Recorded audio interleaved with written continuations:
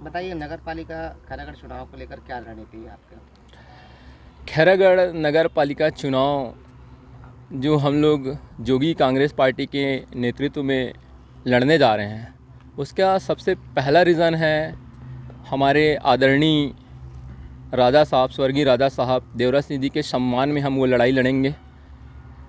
और दूसरी बात यह है कि हमें रियलाइज़ हुआ कि आदरणीय हमारे राष्ट्रीय अध्यक्ष जो थे स्वर्गीय अजीत जोगी जी और आदरणीय श्रीमती रेणु जी जोगी जी अभी जो राष्ट्रीय अध्यक्ष हैं, उनकी दूरदर्शी सोच जो है वो हम लोगों को समझ में आई कि उन्होंने जोगी कांग्रेस पार्टी का गठन क्यों किया। वो जैसा कि हमें जानकारी मिला था कि और जानने में उनका इतिहास कि वो कलेक्टर थे, उनके बाद वो इस्तीफा देकर छत्तीसगढ़ का मुख्यमंत्री बने और छत्तीसगढ़ का सर्वप्रथम मुख्यमंत्री बने। ये हमारे लिए गौरव की बात है।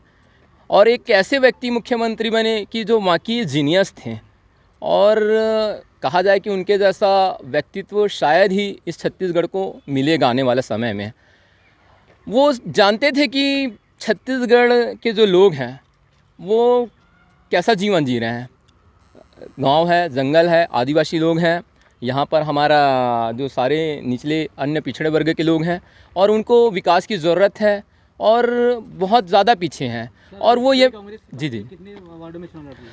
हमारे जोगी कांग्रेस की पार्टी जो है वो अभी फ़िलहाल 6 वार्डों में चुनाव लड़ रही है और 6 वार्डों में बहुत मजबूती के साथ चुनाव लड़ेगी। क्या मुद्दा है आपके पास? कौन से मुद्दा को लेकर आप जनता के पास जाएं? मुद्दा बहुत सारा है, अगर मैं गिनाऊं तो मुद्दे शायद सुबह से शाम हो जाएंगे। 15 सालों से बीजेपी का राज रहा है। कल ही की बात है, जब नामांकन दाखिल हुआ तो उनकी सभा हुई, मैं वहीं पर बैठा हुआ था, बहुत गौर से सुन रहा था।